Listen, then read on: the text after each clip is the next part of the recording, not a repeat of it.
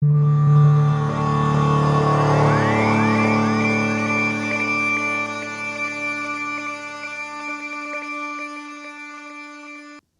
amis, bonjour, bonsoir, selon l'heure à laquelle vous nous rejoignez pour ce numéro d'une chère Henri Lafontaine consacrée à nouveau, on pourrait le dire, au cœur de cible de l'action ou d'une des grandes actions d'Henri Lafontaine.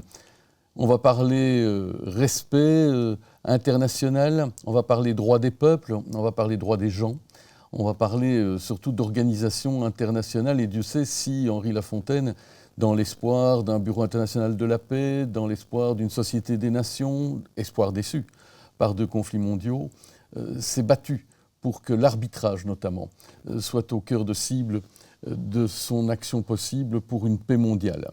Les conditions d'une paix mondiale aujourd'hui, on va aussi les puiser à travers cet ouvrage signé par notre invitée, Monique Chemilly-Gendreau, pour un Conseil mondial de la résistance chez Textuel. Je vous le recommande déjà, mais nous allons en parler plus avant. Bonjour Monique Chemilly-Gendreau. Bonjour. Alors évidemment, on va commencer par ce Conseil mondial de la résistance qui fait écho à ce Conseil de la résistance dans les dernières années de la Seconde Guerre mondiale, qui va, à partir d'une déclaration, Plateau des Glières et le reste, en appeler à la solidarité. La même chose en Belgique. Depuis Londres, cette solidarité entre les gens est mise en avant, et la nécessité d'un arrangement mondial tout autant. Mais aujourd'hui, si vous relancez l'appel, c'est que le précédent a failli. Oui, alors le précédent français était à but national et pas à but international. Il a porté des fruits. Le Conseil national de la résistance a engendré en France beaucoup de choses très positives, notamment dans le domaine de la solidarité, la sécurité sociale, etc. Donc il a gardé une image très favorable dans la mémoire française.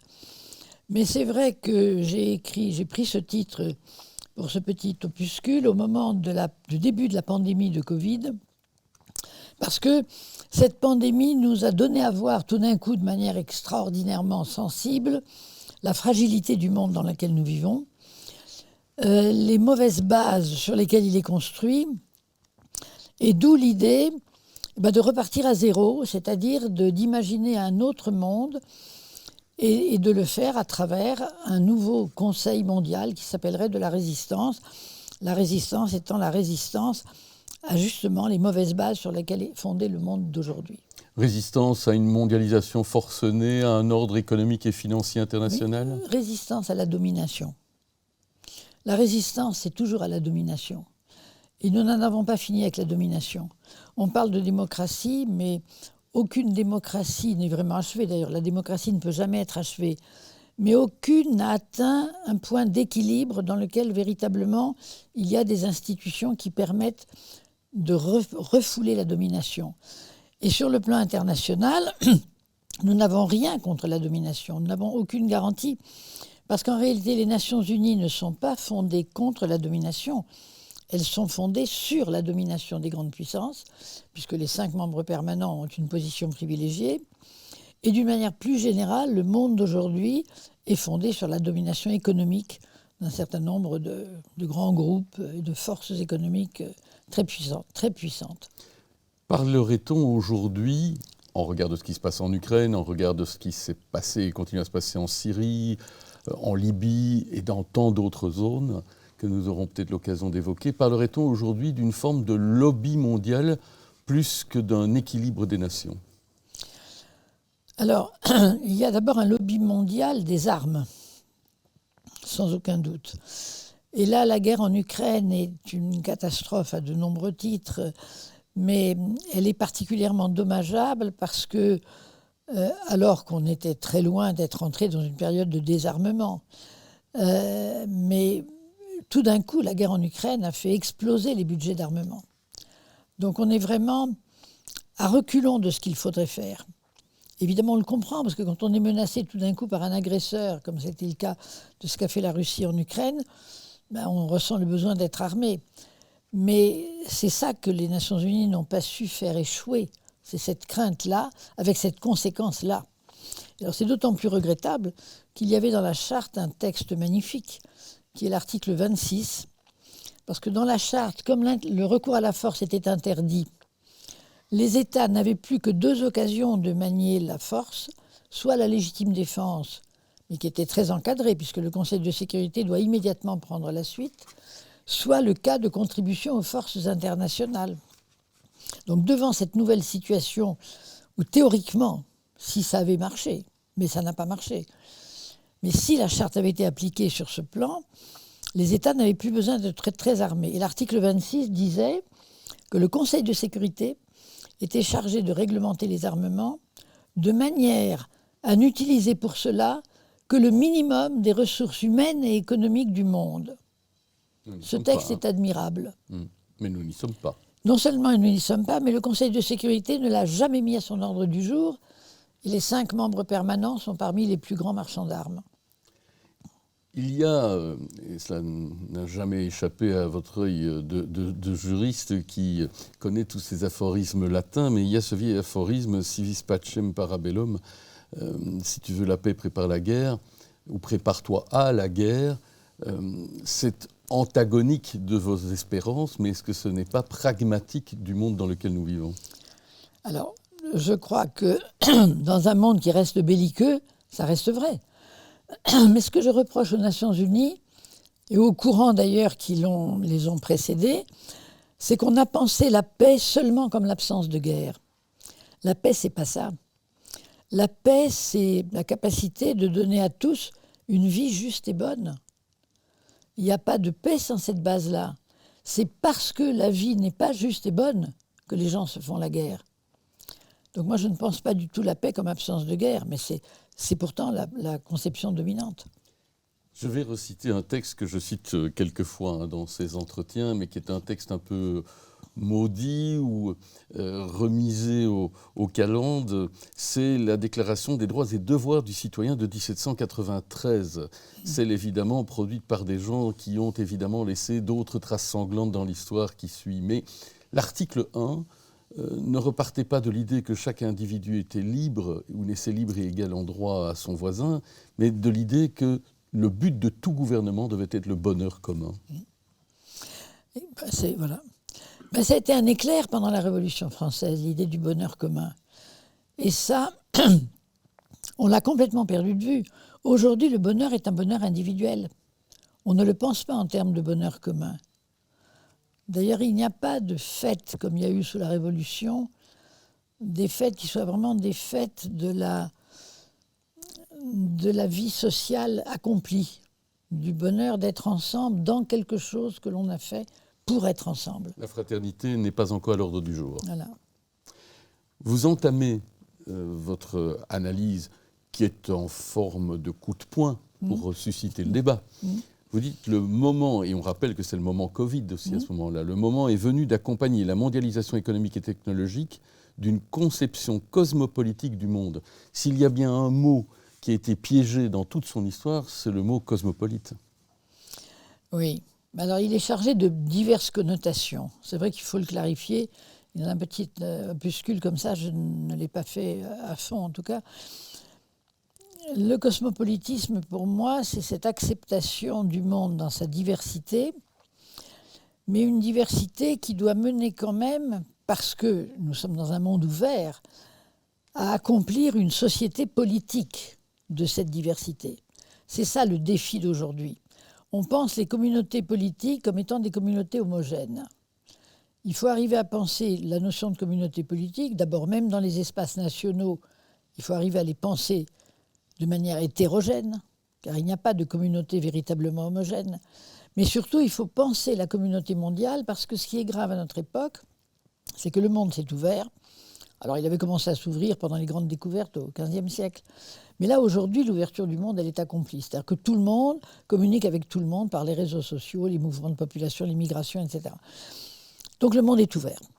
Le monde est ouvert et les productions achèvent l'ouverture du monde, puisque nous l'avons vu avec la crise du Covid. Il n'y a pratiquement aucun produit qui soit entièrement confectionné dans un État. Donc, on est imbriqués les uns avec les autres d'une manière... On est liés, on est complètement liés. Et ce qui est terrible, c'est que cette architecture qui est donc dans une liaison générale. C'est une liaison économique, commerciale, technique, et il n'y a pas d'échelon politique. Et il n'y a pas d'échelon juridique non plus qui va avec. Mais donc c'est ça, la perspective du cosmopolitisme, c'est essayer de penser une société mondiale qui reflète quelque chose de l'ordre du politique et qui ne soit pas les communautés nationales additionnées les unes aux autres, mais véritablement une communauté superposée aux autres. Pour pousser encore plus loin, on parle évidemment des peuples. Et vous nous redirez sans doute que la charte elle-même des Nations Unies en parle d'une manière ou d'une autre. Mais les peuples sont souvent associés à un territoire. Est-ce que la notion de territoire n'est pas l'entrave première, avec ses frontières, ses possibilités d'expansionnisme, est-ce que ce n'est pas l'entrave première à ce cosmopolitisme ? Oui, mais la notion de territoire a été base des communautés politiques. Ça a été un moment dans l'histoire de l'humanité. L'humanité a été composée de peuples nomades pendant des siècles et des millénaires. Et puis, il y a eu la fixation au sol avec l'agriculture, etc. Aujourd'hui, on est à nouveau dans une possibilité de nomadisme généralisé, et on le voit bien d'ailleurs avec les mouvements migratoires. Vous savez, le système économique, le capitalisme, pour ne pas le nommer, a toujours entraîné les populations à se déplacer en fonction des impératifs économiques. Donc le lien avec le territoire, je pense que c'était une période de l'histoire, mais qu'elle n'est pas définitive, et que nous avons aujourd'hui de plus en plus de gens qui ont des appartenances multiples. Et ça, le système politique et le système juridique n'en rendent pas compte. On nous oblige à nous assigner à une identité nationale. D'ailleurs, avec cet instrument très récent dans l'histoire, qui est la carte d'identité nationale. Donc on a une identité nationale. Il y a quelques cas où on peut avoir une double nationalité, mais c'est assez rare. Or, en réalité, nous avons des appartenances multiples. Oui. Nous nous proclamons, ou tentons de nous proclamer européens, mais nous n'avons pas en vérité d'identité européenne. Elle commence un tout petit peu, je pense, à apparaître comme un sentiment. Je crois qu'il y a des jeunes, notamment, qui se sentent européens. Quelque chose comme le système Erasmus a fait beaucoup pour ça. Les jeunes qui ont profité de ça et profité dans de bonnes conditions, il y en a quand même beaucoup, qui ont donc étudié dans d'autres pays, qui se sont fait des copains de différentes nationalités, ont moins cet ancrage national, identitaire, que je conteste. On en revient aux échecs. Au sortir de la seconde boucherie mondiale, après une première qui n'avait pas moins marqué les esprits, je l'évoquais, Henri Lafontaine, malgré quelques scepticismes sur le début de la SDN, portait quand même beaucoup d'espoir sur cet arbitrage plutôt que la guerre. La Deuxième Guerre le contraint, à son décès en 1943, à sans doute penser qu'il a échoué sur toute la ligne et que l'humanité échoue. Les Nations Unies n'ont non seulement pas empêché les guerres, mais elles se créent dans un espace encore colonial. Des guerres de décolonisation et de libération des peuples, vous les connaissez bien, sont à l'ordre du jour. Et aujourd'hui, on l'a même vu, cette enceinte, légitimer parfois des interventions sur des bases plus que fallacieuses.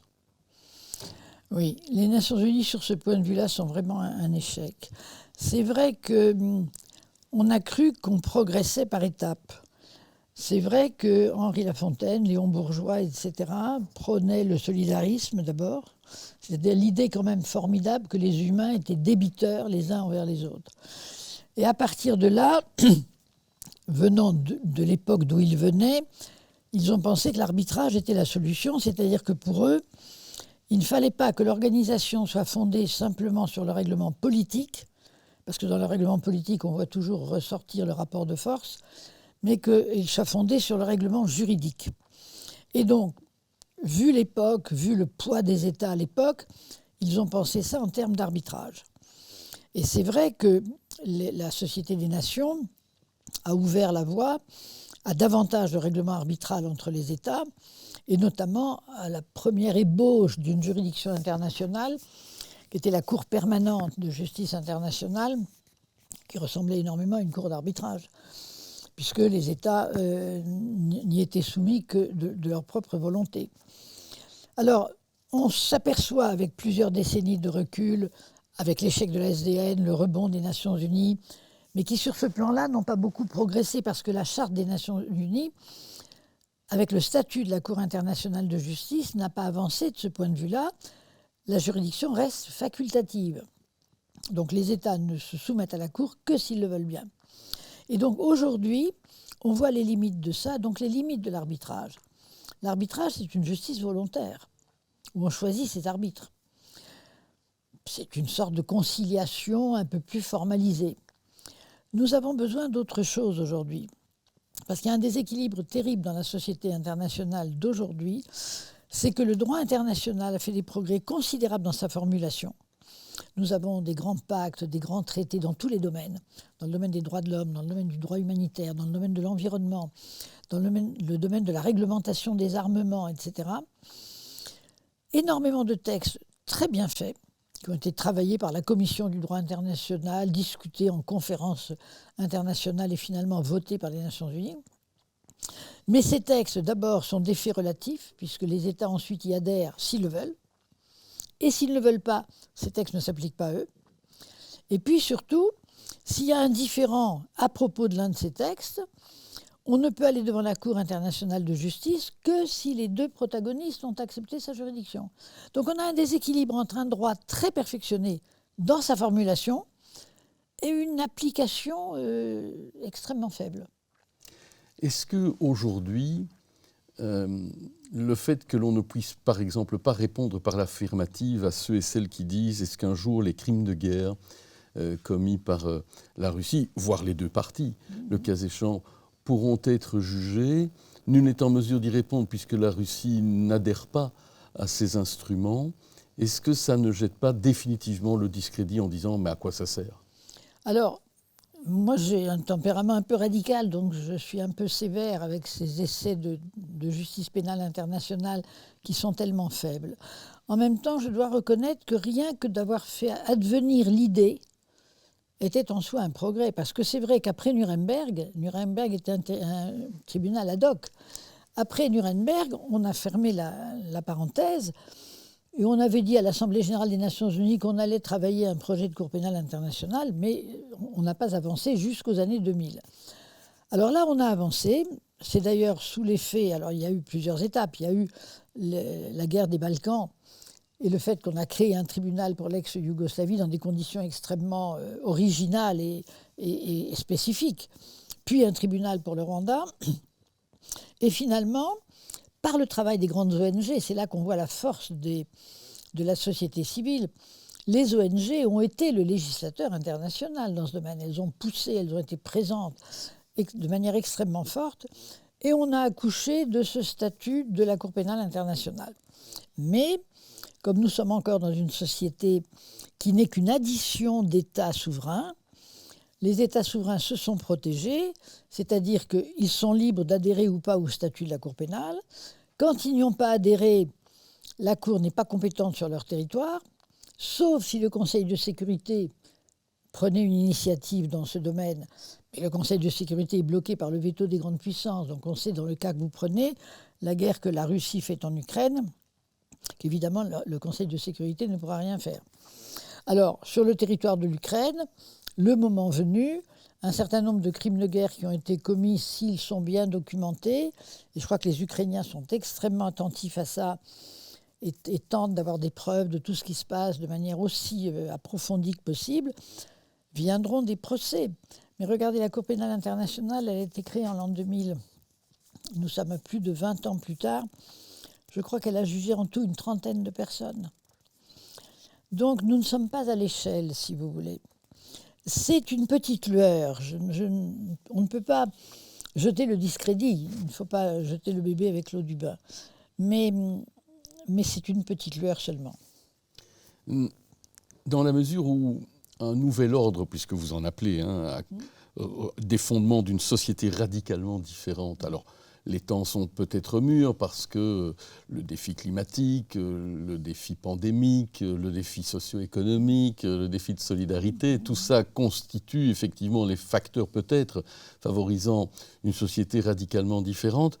Mais vous nous dites, il faut alors que dans ces fondements, il y ait au minimum le fait de considérer les droits de l'homme et la Déclaration universelle comme intangibles. Or, aujourd'hui, beaucoup, et singulièrement parmi les plus jeunes, chez nous, sur les campus et ailleurs, disent l'universalisme ne m'intéresse pas. Oui, Je suis enfant de Kant. Je sais ça et je suis confrontée à ce discours chez les jeunes, je sais. Je crois qu'on dit ça quand on n'est pas en prise soi-même avec les violations des droits de l'homme. C'est une fois qu'on est en prise directe avec ça qu'on se rend compte du trésor que c'est.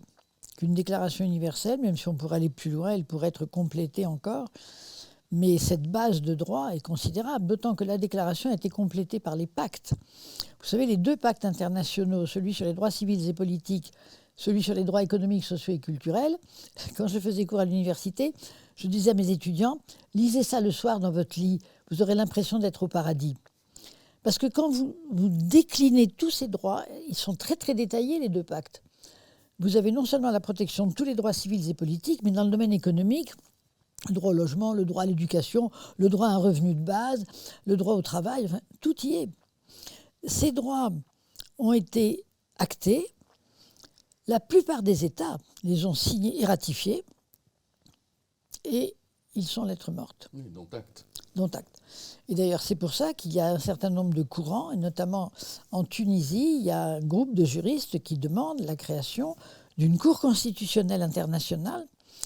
Et ça, c'est une idée que je trouve très intéressante. Moi, je suis très favorable à ça, mais ça suppose évidemment un saut qualitatif. Ce serait une cour qui jugerait les constitutions, les pratiques administratives, les actes de pouvoir des États au regard de leurs engagements internationaux.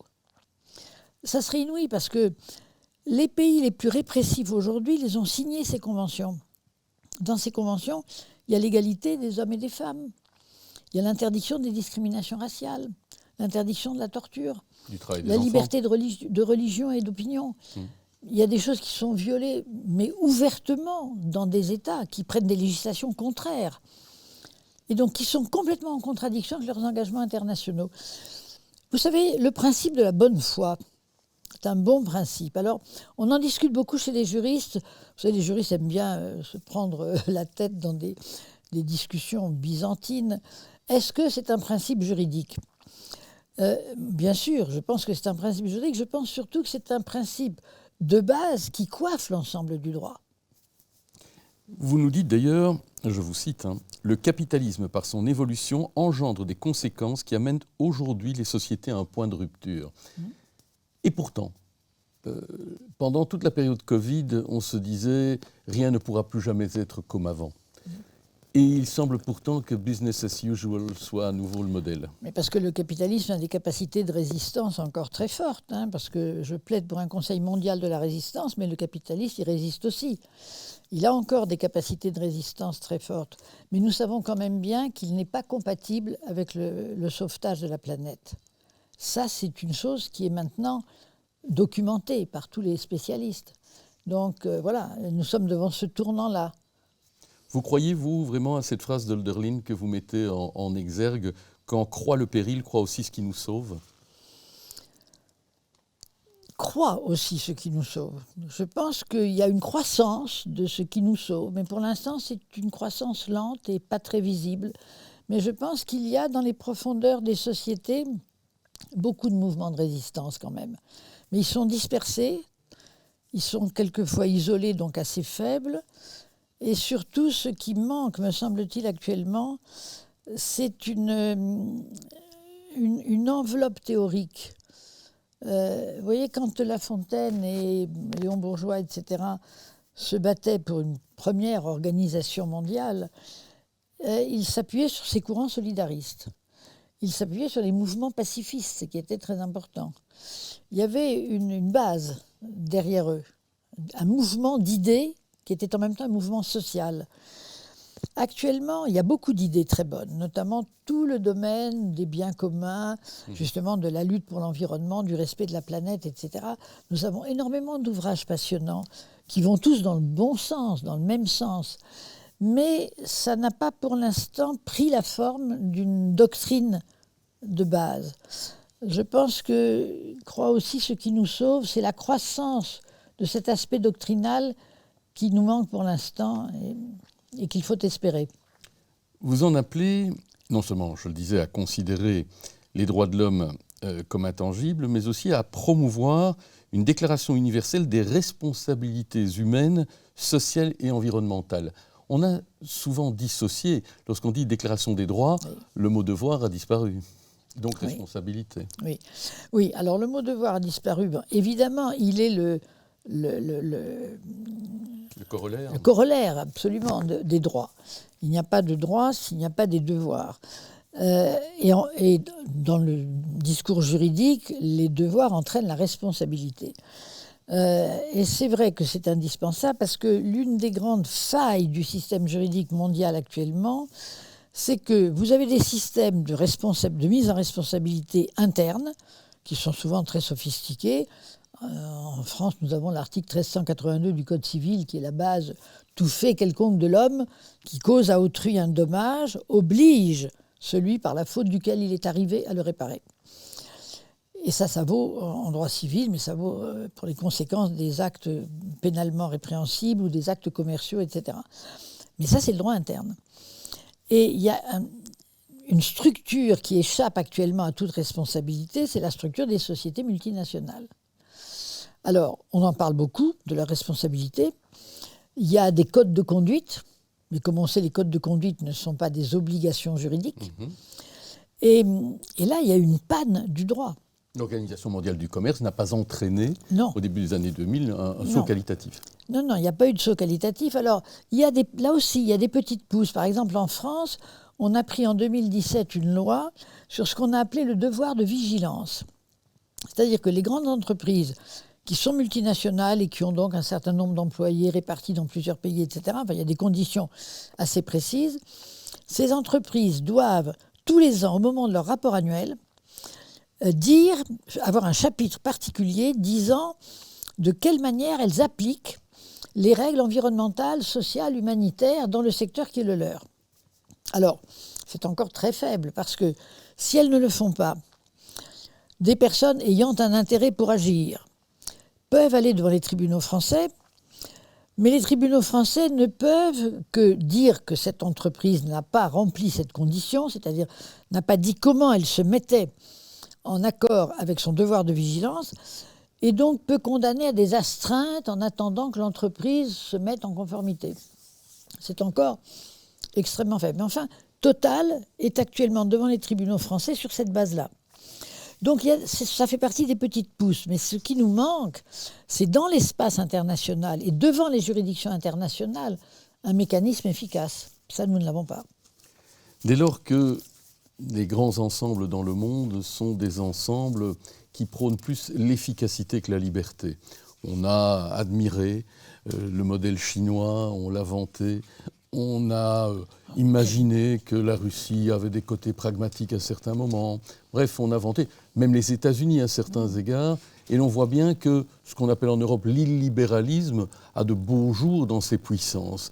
Est-ce que le poids de ces dites puissances insistant sur le pragmatisme, sur l'efficacité, la sécurité, plus que sur les libertés, ne sont pas tout simplement la condition délétère de tout espoir? Je lutte contre. Voilà ce que je peux vous dire. Oui, c'est la question de la domination. La domination se porte bien. Elle se porte très bien. Et la domination a entraîné, parce que la domination est une domination à la fois politique et économique, elle a entraîné un effondrement de l'idée d'intérêt commun, elle a entraîné un effondrement du respect de la légalité. Nous avons dans tous les pays du monde des montées de la corruption, des montées des mafias. On le voit encore ces jours-ci. Partout, au cœur des institutions. Donc, voilà. Non, mais je suis à contre-courant. Vous nous dites qu'il faut remplacer la compétition par l'entraide, les activités concourant au bien commun, on en parlait, relevant de la protection de l'intérêt général. Mais l'intérêt général semble être devenu le nombril particulier de chacun. Oui, c'est que chacun le regarde à sa porte. Oui. L'intérêt général, c'est une notion difficile. Dans l'espace international, on parle plutôt du bien commun. Et des fameux communs. Oui, alors le bien commun, il y a deux aspects. Les biens communs au pluriel, c'est-à-dire les secteurs de la vie concrète qui méritent d'être protégés, les médicaments, l'eau, etc. Et puis le bien commun en tant qu'idée de synthèse, qui évidemment est une idée compliquée parce qu'elle suppose liberté et égalité dans cette dialectique qui est toujours très difficile. Car au nom du bien commun, l'échec radical de l'expérience socialiste soviétique nous montre que lorsqu'on fait primer l'égalité sur la liberté, on va à l'échec. Et concilier liberté et égalité, c'est très difficile, ça suppose des mécanismes très subtils. Donc voilà, il faudrait renouveler la pensée du bien commun avec un grand B sur ces bases-là. Il y a beaucoup de travaux chez les philosophes, chez les économistes, etc. Mais ce sont des travaux dispersés. Pour l'instant, ça n'a pas donné lieu à une doctrine. Je pense quand même que c'est ça la piste pour l'avenir. La solidarité peut avoir à certains moments un aspect quelque peu condescendant, quelque peu charitable. Beaucoup replaident aujourd'hui pour revivifier cette notion de fraternité en disant « je ne peux pas vouloir mon frère ou ma sœur autrement que libre, je ne peux pas vouloir mon frère ou ma sœur qu'en la considérant comme mon égal ou mon égaleux ». Et pourtant, fraternité, ça ne prend pas. Non, ça ne prend pas, mais nous avons devant nous une épreuve redoutable sur la fraternité humaine avec les changements climatiques. L'heure va venir, nous n'y sommes pas loin, où des peuples entiers vont être chassés de là où ils vivaient et obligés de migrer. On a commencé à parler des réfugiés climatiques. C'est une réalité qui pointe. Et donc là, la question sera, est-ce que la solidarité et la fraternité humaine vont fonctionner? Est-ce que nous allons accueillir, dans les pays qui seront moins marqués par les catastrophes climatiques, est-ce que nous allons savoir accueillir ceux qui sont frappés? À cet égard, le Conseil constitutionnel en France a quand même eu une attitude tout à fait remarquable, en créant littéralement de toutes pièces une responsabilité de fraternité dans le chef, on le sait, de ceux qui étaient poursuivis pour avoir accueilli et facilité l'accès au territoire. Oui. Ben ça, c'était une petite avancée juridique très, très positive et qui donnait un peu d'espoir. Mais vous voyez bien, c'est pourtant le Conseil constitutionnel, la plus haute instance, qui l'a fait. Et il n'y a pas de retombée sur les politiques quotidiennes. Pas du tout, même. Non, dans le même temps, comme dirait un homme célèbre en France, on pourrait d'ailleurs, en le pointant lui, voir que ces jours-ci se débat encore, enfin depuis plus de 10 ans d'ailleurs, une affaire dite Lorenzo Vecchi, poursuivi pour avoir manifesté à Gênes lors du premier G8 terrible, les 10 de Gênes, et il est menacé d'expulsion du territoire français sur base d'un mandat européen qui ne joue pas, en fait, normalement, juridiquement, à plein dans ce débat, mais on se dit, oui, on peut aménager le droit et discuter de gouvernement à gouvernement. Donc on voit bien que les gouvernements ne sont pas prêts à lâcher. Non, les gouvernements ne sont pas prêts à lâcher. Et malgré tout, là où on voit à quel point la chose est grave, c'est avec l'attitude de Frontex et la question des migrants en Méditerranée. Et en l'occurrence, ici, dans l'affaire que j'évoque, on se base sur une vieille loi fasciste. Oui, c'est ça. Oui. On a donc encore des remugles dans le droit. On est prêt à tout, oui. Pour faire circuler l'idée des jours heureux, sur qui comptez-vous? J'ai fait ce petit livre comme on jette une bouteille à la mer. C'est-à-dire qu'il est à tout le monde et à personne. Mon espoir, c'est qu'un jour, certains s'en empareront, l'amenderont, le compléteront, parce que c'est une ébauche, mais que cette idée, tout d'un coup, pourra s'amplifier et résonner. Je pense que ça arrivera parce que, si vous voulez, l'évolution est inéluctable quand même. L'échec des Nations Unies dont nous avons parlé au début, notamment pour ce qui est du maintien de la paix. La guerre en Ukraine est une démonstration éblouissante pour les Européens de l'échec des Nations Unies. Il fermait les yeux depuis longtemps parce que les autres guerres plus lointaines, il ne voulait pas le savoir. C'est-à-dire que la Syrie soit détruite, que le Yémen soit détruit, que la République démocratique du Congo, dans toute sa partie est, soit la proie de massacres effroyables tous les jours, avec des armées étrangères, des milices étrangères, etc. C'était loin, on ne voulait pas le savoir, on continuait doctement disserter sur le maintien de la paix. Là, c'est près de chez nous, c'est en Ukraine, c'est en Europe, et le maintien de la paix ne fonctionne pas. La Russie a mis son veto, le Conseil de sécurité out, complètement out. Donc je pense qu'il va forcément y avoir une prise de conscience de cet échec du système. Ça, donc l'échec du maintien de la paix, l'absence de solution à la crise climatique et à la crise de la biodiversité, comme le montre la COP en cours actuellement, je pense qu'il y a des accélérateurs de prise de conscience qui sont au travail. Voilà. Donc c'est comme ça que j'ai lancé ça, comme une bouteille à la mer. Alors je reprends quelques-uns des principes indérogeables qui seraient la base de travail, hein, bien sûr. On l'a dit, considérer les droits de l'homme comme intangibles et leur donner effectivement un caractère universel. Effectivement, trouver une déclaration universelle des responsabilités humaines, sociales et environnementales. Penser les intérêts de chaque peuple à la lumière de l'intérêt global, on l'évoquait. Prendre acte de notre interdépendance, vous l'avez évoqué également. Les activités concourant au bien commun, bon, on les a mises en lumière. Et puis, vous dites en point 6, mettre en œuvre le désarmement sur la base du principe formulé à l'article 26. Le désarmement, interdire les industries polluantes ou dangereuses, wishful thinking, vu les intérêts en cause. Oui. Vous connaissez cette pièce de...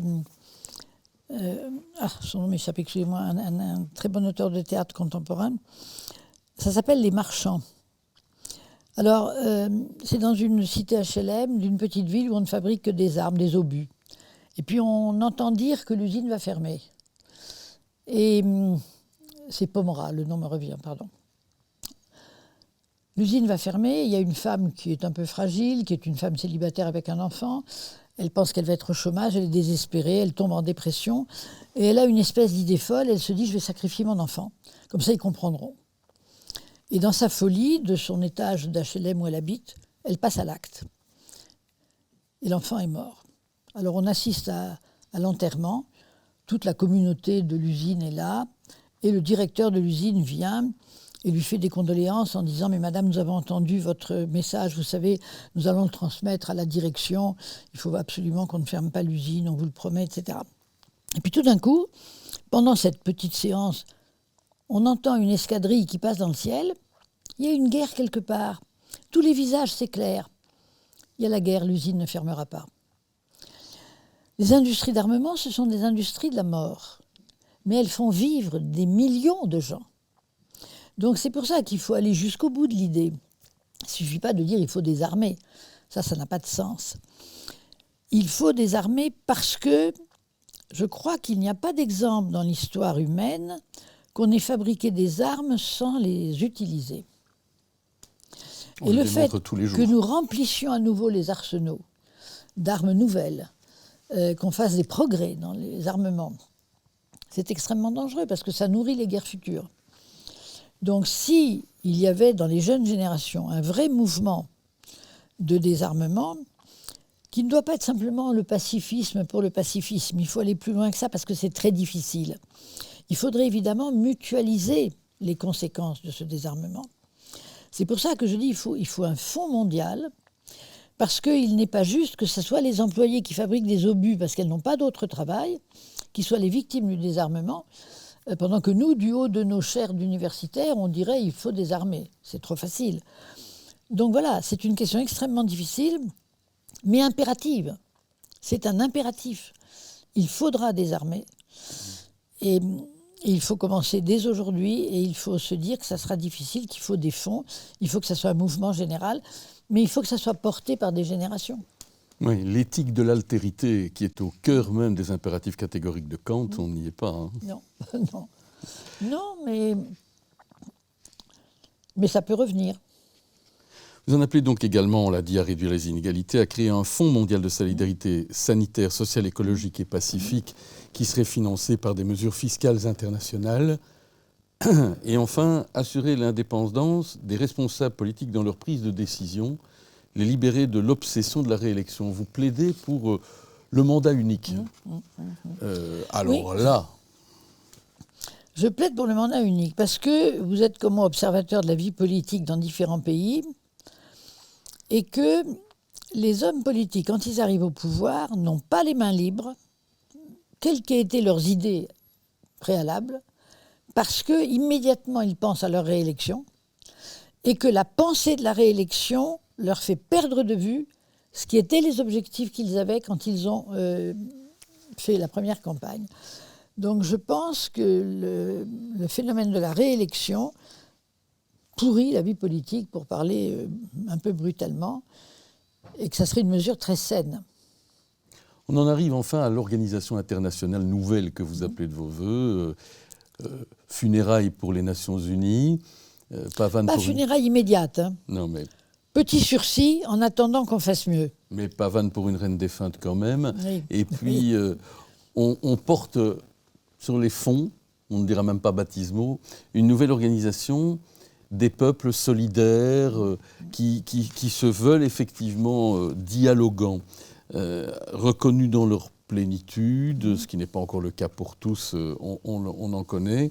Mais vous dites, pour ce qui est des procédures d'élaboration de nouvelles normes internationales, il faut du collaboratif. Chaque fois pour l'instant qu'au niveau national on utilise le mot collaboratif, on a l'impression qu'on donne l'effet placebo. Oui, parce que si vous voulez, il faut qu'on arrive... Le monde international, y compris dans ses bons aspects, a été construit par l'Occident et de ce fait, il est suspect au regard des autres. Faut-il qu'il le soit? Est-ce qu'il est suspect? En tout cas, il faut le débarrasser de ce soupçon. Donc il faut une rénovation dans laquelle les autres peuples aient leur vraie part.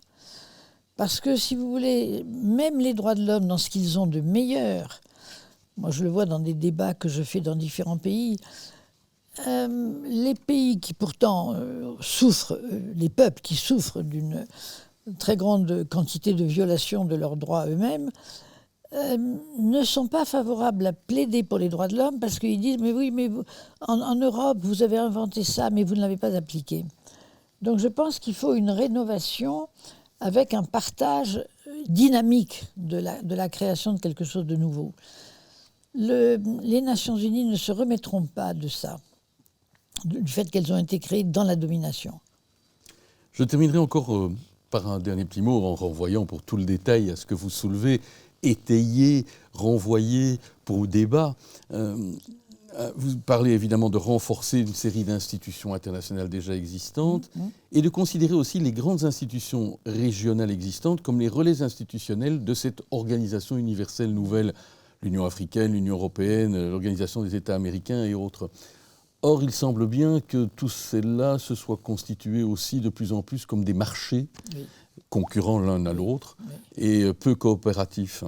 Oui, non, mais on est sur la même tendance à l'échelle régionale qu'à l'échelle universelle. Donc une renaissance, une refondation doit se faire à tous les échelons. Alors, tout n'est pas mauvais. Regardez, l'Afrique s'est dotée d'une cour africaine des droits de l'homme et des peuples.